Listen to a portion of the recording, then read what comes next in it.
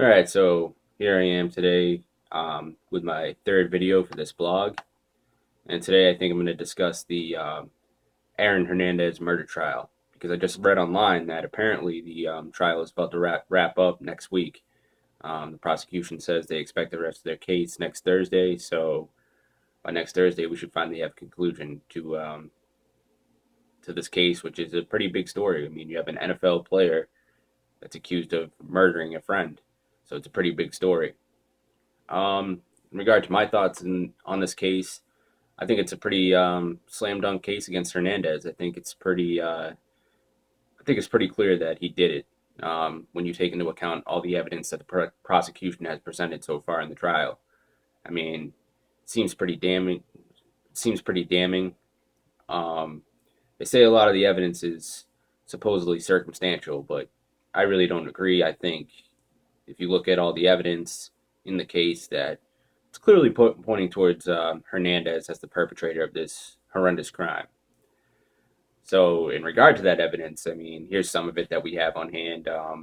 There's the fact that the victim's body, Odin Lloyd's body, was found just 1 mile away from Aaron Hernandez's house.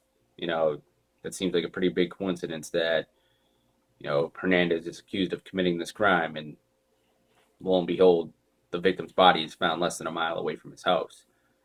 Then there's also the fact that Hernandez's wife, Shayana Jenkins, she has admitted on the stand to throwing away a box, which supposedly she didn't know what that box contained, but she has admitted to throwing away a box that Hernandez requested her to throw away the day after Lloyd's murder. Now, if I had to say, I would say most likely that box probably contained the murder weapon, which would make sense because to this day the murder weapon has not been found in this case. So most likely Hernandez had his wife throw away that murder weapon.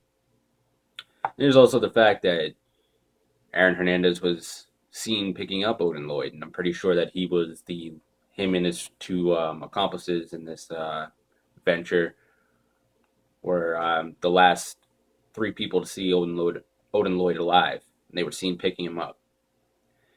Then one of the biggest damning pieces of evidence, which for some reason a good amount of this hasn't been allowed to be presented to the jury because the judge ruled that they couldn't present this to the jury. But I think this is one of the most damning pieces of evidence is Hernandez's violent history. I mean, you have a friend of his who accuses Aaron Hernandez of shooting him in the face in Florida. This friend denied the opportunity to file charges against Hernandez, but he has filed a civil suit against Hernandez.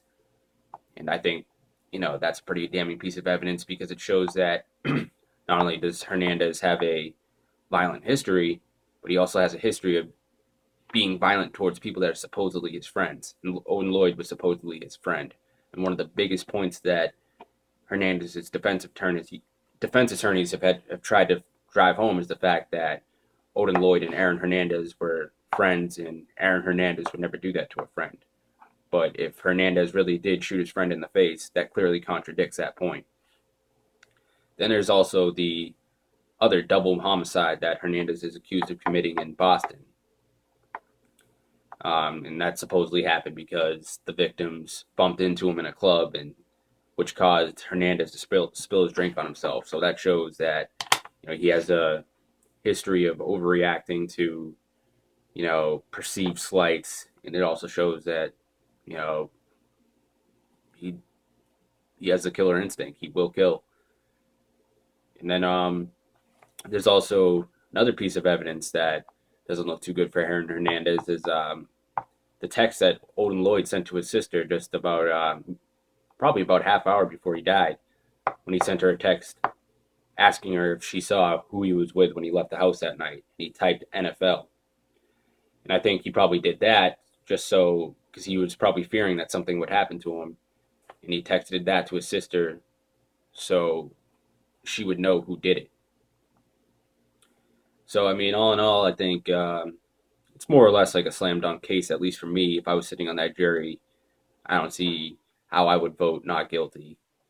So I guess only time will tell, and we'll know Hernandez's fate in about a week or two, and we'll see what happens. All right.